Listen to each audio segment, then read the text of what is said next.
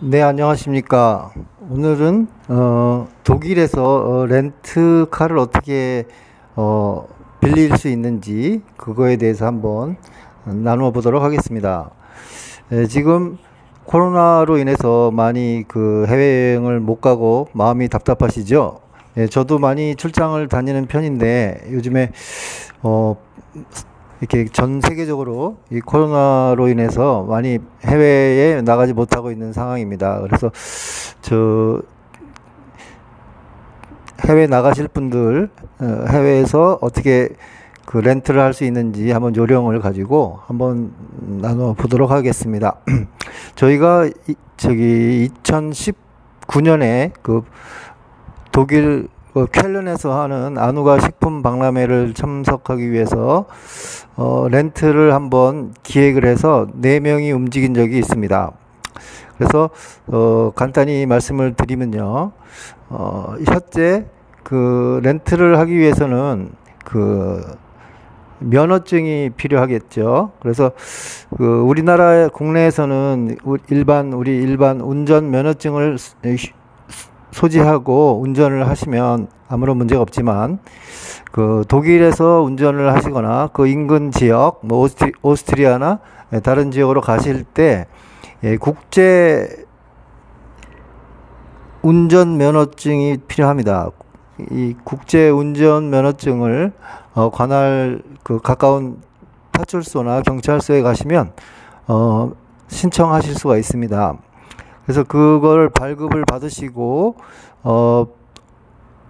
우리나라 우리나라 운전 면허증을 함께 소지를 해야 합니다. 저희가 요번에 그 2019년에 그 쾰른 박람회를 방문했을 때 거기서 세 분께는 운전 면허증을 가져오십사 하고 저희가 이제 안내를 드렸는데요. 한 분이 국제 면허증만 갖고 오셨어요. 그래서 저희가 프랑크푸르트 역 중앙역에 가서 이제 그 렌트하는 그 회사에 이제 서류를 내야 되는데 그쪽에서 요청하시기를 그 렌트하는 할 사람의 그 운전면허증, 그러니까 국제 운전면허증과 한국 운전면허증을 함께 요청을 하셨습니다. 근데 일행 중 세 분 중 한 분이 국제 면허증만 갖고 오셨죠. 그래서 그분은 등록을 못 하셨습니다. 안타깝죠. 그래갖고 그분은 거기서 운전을 못 하셨는데요. 국제 면허증과 국제 운전 면허증과 국내 운전 면허증을 반드시 함께 가지고 가셔야 된다는 거, 요게 키포인트입니다.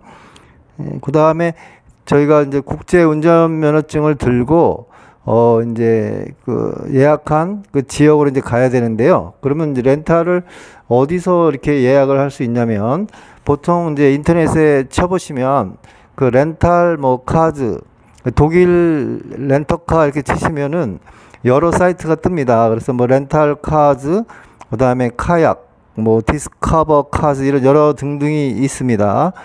그 중에서 저희는 이제 자주 쓰는 데가 렌탈카즈닷컴이라고 해서 그쪽을 쓰는데요. 거기가 실제 이용을 해보니까 굉장히 서비스도 좋고, 그 다음에 저희가 요구한 차량이 저희는 이제 SUV를 원했거든요. 4명이 이동을 하려면 그 캐리어도 4개가 들어가야 되고, 그 다음에 이제 4명이 또 좌석이 5석 정도 되지 않습니까? 5인승이. 그래서 이제 SUV를 신청을 했는데, 저희가 이제 그 사이트에 들어가서 이제 그 요령이 있습니다. 요령을 먼저 이제 말씀을 드리면, 이제 그 뭐 렌탈카즈에 이렇게 들어가 보시면은 거기에 이제 국가 선택이 나옵니다. 그러면 국가의 독일 이렇게 선택하시면 되고요. 그 다음에 이제 도시, 시티를 선택하라고 나옵니다. 그러면 저희가 이제 그 공항, 이게 인천공항에서 비행기를 타고 프랑크푸르트로 이렇게 도착을 하거든요. 프랑크푸르트 공항이요. 근데 거기에서 저희는 이제 다시 쾰른으로 기차를 1시간 타고 이렇게 올라가야 되는데, 저희가 이제 전시장에서 이제 하루를 쭉 보고, 며칠 보고, 이제 다시 프랑크푸르트 내려와서 거기서 이제 저희가 이제 뮌헨 쪽하고 오스트리아의 잘츠부르크 이쪽으로 이동을 할 계획을 세우고 이제 갔습니다. 그래서 저희는 이제 그 픽업 장소, 차량 렌트한 예약한 차량을 픽업할 장소를 프랑크푸르트 중앙역에다가 이제 했고요. 그래서 이제 차를 아침에 일찍 픽업을 해야 되기 때문에 호텔도 그 프랑크푸르트 중앙역 바로 붙어 있는, 거의 붙어 있습니다. 길 하나 놓고 붙어 있는데요. 도로 하나 놓고 붙어 있는 인터시티 호텔 프랑크푸르트에다 이제 숙박을 했습니다. 좀 편해야 되거든요. 해외에 나가면은. 그래서 이제 그것을 예약을 하고 이제 인터시티 호텔에 이제 하룻밤을 묵고요. 거기서 이제 아침에 일찍 일어나서 이제 프랑크푸르트 중앙역에 가서, 저희는 그때 이제 그 렌트카 회사가 유럽카였거든요. 그래서 거기가 위치가 이제 그 중앙역 안에 있습니다. 중앙역이 굉장히 넓어요. 우리 뭐 서울역하고는 차원이 달라요. 굉장히 넓기 때문에 못 찾아요. 그래서 이제 이게 물어 보시면 됩니다. 그 인포메이션 데스크나 이런 데 물어보시면, 저희는 유럽카 쪽에서 배정받았기 때문에 유럽카를 찾아갔고요. 코너를. 그 다음에 뭐 식스트라는 그 렌트카 회사가 있는데, 그쪽 회사는 또 그 스타벅스 맞은편이 뭐 그렇습니다. 그래서 이제 저희는 유럽파 그 카운터를 찾아가기 위해서 이제 물어서 이제 유럽파 카를 찾았습니다. 그랬더니 그때 이제 그 줄을 서서 기다리면, 순서가 되면 이제 그 한 사람이 대신 가서 이제 예약 번호가 있습니다. 렌탈카에서 예약 번호가 있거든요. 그 서류를 출력해서 이렇게 보여줍니다. 그러면은 이 사람들이 보고 운전을 누가 할 거냐고 물어봅니다. 그러면 우리는 처음에 3명이 운전하기로 해서 이제 국제 면허증을 다 갖고 오라 그러셨는데, 한 분 여자 사장님이 국내 운전면허증을 안 갖고 오셨어요. 그래서 안타깝게도 그 분은 빼고 이제 남자 둘만 저와 이제 이렇게 등록을 했습니다. 그래서 등록을 하고 이제 차를 주는데, 그 저희가 요구한 게 이제 SUV, 저는 SUV를 좀 이렇게 높은 차를 좀 선호하는데, 이분이 얘기가 그 SUV가 그 없다. 그래서 이제 거기에 사이즈에 맞는 포드의 그 웨건을 주더라고요. 그래서 이제 그게 어디, 이제 서류 작성 다 하고, 사인하고, 뭐 안내사항 다 듣고, 이제 그 픽업된 주차 타워가 있습니다. 거기가 어디냐 그랬더니 이렇게 약도를 줍니다. 그래서 걸어서 한 30m에서 40m 정도 됩니다. 거기 이제 걸어가면, 거기 엘리베이터 타고 뭐 7층인가 있더라고요. 거기에 갔더니 거기에 이제 그 차를 갖다가 이렇게 키를 내주는 그분이 있습니다. 그분한테 가서 이제 서류를 보여드리고, 이제 접수를 받습니다. 그러면 그분이 이제 차를 이렇게, 키를 이렇게 주고, 이제 저희가 물어봅니다. 내비게이션은 이거 어떻게 키냐, 이렇게 하면은 이분이 친절하게 잘 이렇게 해줍니다. 그래서 이제, 저희는 이제 수동차가 있고 오토가 있는데, 저희는 오토를 다 이제 예약 사이트에서 오토로 이렇게 했고요. 그렇게 해서 이제 들어갔습니다. 그래서 이제 지금부터는 저걸 말씀드릴게요. 그 사이트에서 어떻게 그 예약을 하는지 그걸 말씀드려 보겠습니다. 그래서 저희는 이제 그 국가는 저머니, 독일을 선택하고, 그다음에 도시가 이제 칸이 나옵니다. 시티를 눌러라 그러면 저희는 이제 프랑크푸르트에서 할 거니까 프랑크푸르트 시티를 선택을 합니다.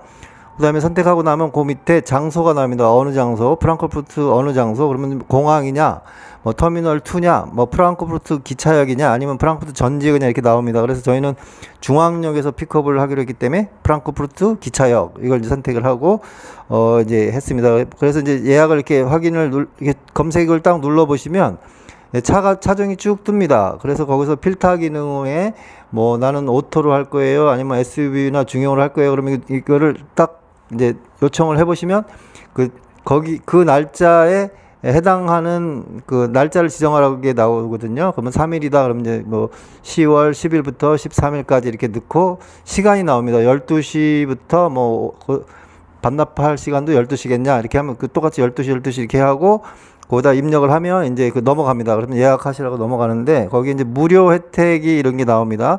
뭐 예약 취소 무료, 뭐 예약 변경 무료, 도난보험, 뭐 자차 보험, 뭐 이런 거, 공항 이용료 이런 거 등등등 뭐 이렇게 무료 혜택이라고 이용이 나오고요. 그다음에 추가 요금이 발생하는 건데, 하루에 뭐 스키 타러 갈 때는 이제 스키 렉이 뭐 한 15.5유로 정도 되고요. 뭐 유아용 카시트를 하겠다 그러면 하루에 한 12.7유로 되고요. 어린이용 카시트 뭐 12. 뭐 비슷하고요. 그다음에 내비게이션도 하겠냐 그러면은 근데 저는 내비게이션은 안 했는데도 그 차에 장착이 돼 있더라고요. 근데 굳이 내비게이션 안 해도 될 것 같아요. 저희가 이 휴대폰에서 그 구글 맵을 쳐서 거기서 그 이렇게 드라이브 그 치시면 내비게이션 치면은 바로 한국말로 다 나옵니다. 그러니까 굳이 거기서 돈을 쓸 필요가 없어요. 그래서 저희는 그냥 이 핸드폰에 있는 배터리 충전하면서 거기다 이제 부착을 해놓고 차에다가 거기서 이제 이동을 하기 시작을 했습니다. 그래서 이제 그렇게 이용을 하시면 되겠습니다. 사진에 보시는 것처럼 저희가 이제 주유 가다 보면 이제 주유를 하는데 차를 이제 픽업할 때 되면 저희는 그때 저걸 받았거든요. 그 저기 포드 wä건을 받았는데 굉장히 차가 길더라고요. 하얀색인데 근데 차가 상당히 좋아요. 그래서 그 이제 짐을 뒤트렁크에 다 싣고 다 들어가더라고요. 그래도 여유가 남습니다. 그래갖고 이제 앞뒤로 4명이 이제 탔는데요. 거기 보면 이제 풀커버 보호 상품이라고 나와요. 차량 면책금, 그 다음에 뭐 차량이나 미러, 휠, 타이어 이런 거 이제 파손, 그 다음에 이제 고장 처리, 수수료 이런 것이 하루에 한 31,000원 정도 되더라고요. 3일간 한 31,000원 되더라고요. 그래서 그거 그냥 가입을 했습니다. 그러니까 대충 그때 비용이 한 3일 정도 렌트를 했을 때 거기에서 나온 표시가가 한 27만원 정도 된 것 같아요. 3일간 이용료가. 그 다음에 풀카바 그거 보호 상품이 한 3만원 되니까 한 30만원 정도 되는 거예요. 한 3일에. 그 다음에 얘네가 그 하루에 주행거리를 이렇게 제약이 있더라고요. 그래서 300km가 주행거리입니다. 근데 저희가 그 프랑크푸르트 중앙역에서 이제 출발을 해서 이제 뮌헨까지가 한 4-5시간 걸리는데요. 거기까지 가서 그 다음에 다시 최종 목적지가 그날은 오스트리아의 잘츠부르크가 도착이었는데 이렇게 가보면 상당히 거리가 그 300km를 초과하게 되더라고요. 이게 3일 동안 써보니까요. 그럼 이제 추가로 내가 300km 3일씩 곱해버리면 900km잖아요. 3일간. 근데 저희가 실제 그 주행 거리를 나중에 반납할 때 보니까 한 1200km 정도 되더라고요. 그러면 그때 이제 사후 정산이 있습니다. 그래서 거기에서 뭐 얼마 정도 들어가냐면 추가 킬로미터당 1km당 한 0.2 유로인가 이 정도 추가가 됩니다. 그래서 그거는 이제 원래 카드 결제한 등록한 카드 결제로 나중에 빠져나가게 됩니다. 그래서 많이 비용이 들지는 않았고요. 그 다음에 이제 기름이 문제인데 얘들이 경유를 넣더라고요. 이게 포드 wä건이 경유차가 독일은 많은 것 같은데 이 경유가 보면은 주유하는 방법이 저희는 이제 주유소에서 넣고 자기가 셀프를 이렇게 하지 않습니까? 근데 거기도 셀프예요. 근데 내가 원하는 경유가 이제 있는데 그 경유를 이렇게 보시면은 2가지가 있어요. 일반 경유 디젤이 있고 디젤로 표시되어 있습니다. 그 다음에 슈퍼 E10이라고 있는데 이건 고급이에요. 그건 비싸요. 그래서 저희는 그냥 일반 디젤로 했는데 1리터당 가격이 한 1.29 유로 정도 이 정도 됩니다. 그래서 37리터 정도 넣었는데 한 48유로 정도 이렇게 나오게 됩니다. 그 다음에 이게 보통 차를 받을 때 기름이 만땅 돼 있어요. 풀로. 그래서 반납할 때는 최종 목적 도착 반납 지역 프랑크푸르트 중앙역에서 저희가 픽업을 했으면 프랑크푸르트 중앙역에 이제 반납을 하면 됩니다. 반납할 때 게이지 풀로 다시 맞춰서 이렇게 반납을 하시면 돼요. 국내랑 똑같습니다. 그리고 저는 이제 프랑크푸르트 중앙역에서 픽업을 했고 반납은 프랑크푸르트 공항에다 그냥 반납을 했어요. 그래서 거기 예약할 때 그게 할 수 있거든요. 이게 픽업 장소는 프랑크푸르트 중앙역, 그 다음에 반납 장소는 프랑크푸르트 공항, 청사 터미널 2가 돼 있더라고요. 그래서 그때 위치를 잘 몰라갖고 공항 근처에서 기름을 넣었는데요. 거기서 이제 거기 반납 장소를 처음 해보는 거니까 한 바퀴 돌았어요. 잘못, 겉에 표시가 있는데 그걸 깜빡 못 보고 지나간 것 같아요. 그래서 그때는 여러 사람이 같이 이렇게 반납 장소, 렌터카 반납 장소라는 문구가 크게 보이거든요. 네, 그쪽으로 들어가셔야 됩니다. 저는 잘못 가갖고 뺑 한 바퀴 돌았어요. 그래갖고 이제 내려서 물어봐서 이제 간신히 들어갔는데, 아무튼 그렇게 렌트를 해서 다니시면 되고, 그 다음에 주차가 실제 독일 이렇게 다녀보시면, 저가 이제 레머 광장이라고, 프랑크푸르트 중앙역에서 레머 광장이 이렇게 멀지 않거든요. 그래서 그 레머 광장이 굉장히 예뻐요. 그 프랑크푸르트 그러면 레머 광장이 굉장히 그 많은 텔레비 나오는데, 저는 그냥 그 낙이 그 앉아서 이렇게 햇빛 쫙 있는 데서 커피 에스프레소 딱 한 잔 시켜서 그 인사이드 말고 아웃사이드 바깥에서 사람이 이렇게 지나가 보는 게 낙이거든요. 근데 그날은 비가 왔어요. 그래서 같이 간 일행분들이 커피 먹을 시간이 없다. 비도 오는데 바로 그 뮌헨에 가서 옥토 파스티벌 있죠. 맥주 축제를 가셔야 된다고 그래갖고 제가 좋아하는 그 커피를 못 마시고 출발을 했습니다. 아쉽게도. 그게 많이 미련이 남는데, 그 레머 강이 굉장히 유명합니다. 거기서 볼 게 많고, 그래서 저가 이제 잠깐 거기에 뭐 게테하우스 이런 게 있어서 차를 이제 파킹을 해야 되는데, 독일 파킹장은 값이 싸요. 주차비가 그렇게 비싼 것 같지는 않아요. 그 레머 광장 근처였는데요. 그래서 이제 거기 쭉 들어가서 주차를 하고, 비가 부슬부슬 내리긴 하지만 게테하우스를 찾아가서 거기 가서 엽서도 하나 사왔고요. 그래서 다시 이제 차를 몰고 이제 그 뮌헨을 이제 출발했습니다. 뮌헨을 향해서 10시 반 정도에 프랑크푸르트에서 출발했는데, 거기가 5시까지 목표를 가는 거로 하고 이제 막 달렸는데, 제가 뭐 아우토반이 뭔지 아나요? 그래갖고 이제 차를 끌고 이제 제가 오스트리아까지는 제가 가겠다고 이제 운전을 이제 시작을 했는데, 1차로, 2차로, 3차로, 4차로 뭐 이렇게 있지 않습니까? 근데 거기는 그 특징적인 게, 이 렌터카에 그 우리가 도로에 보면은 그 속도, 스피드에 대해서 제한이 나오잖아요. 우리나라는 뭐 100km, 뭐 80km 뭐 이렇게 나오는데, 걔네는 오른쪽에 이제 길 가다 보면 오른쪽에 80, 뭐 100km 이렇게 나옵니다. 근데 그 사인을 볼 필요가 없어요.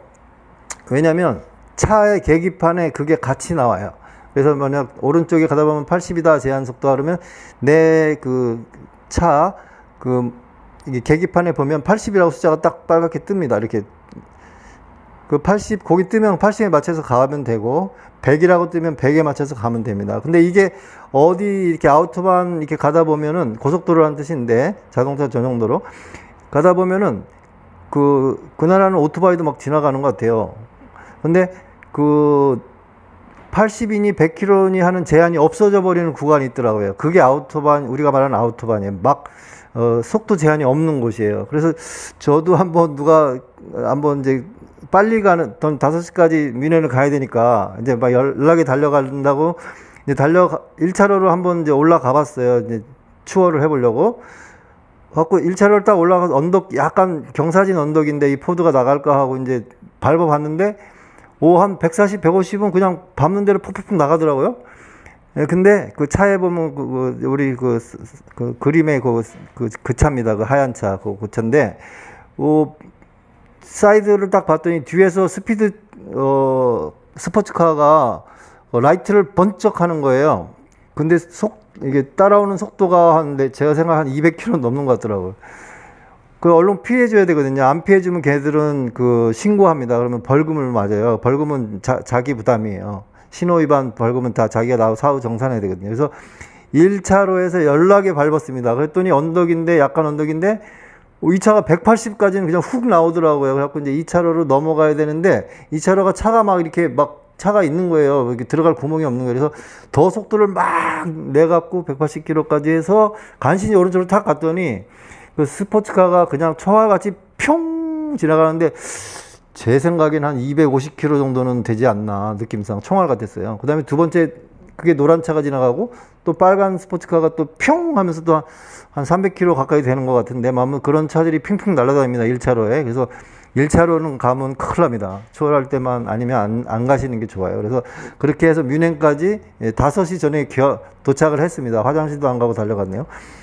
중간에 잠깐 화장실 한번 섰습니다. 그래서 거기 화장실 한번 쓰고 다시 이제 열심히 달려서 이제 갔어요. 그래서 주차할 수 있는 곳을 찾고 옥토 페스티벌에 이제 참석을 했었는데요. 그분이 되게 좋아하시더라고요. 그 국제면허증 그것만 갖고 오신 여자 사장님이 되게 좋아하시더라고요. 그분이 버킷리스트에 그게 있었대요. 근데 비가 와갖고. 그래서 이렇게 달려봤는데, 아무튼 독일은 오스트리아로 넘어갈 때도 뭐 따로 이렇게 특별한 건 없고 그 국경 오스트리아 국경에서 독일 국경에서 오스트리아로 넘어가기 전에 휴게소에 들려서 그 스티커를 하나 붙여야 됩니다.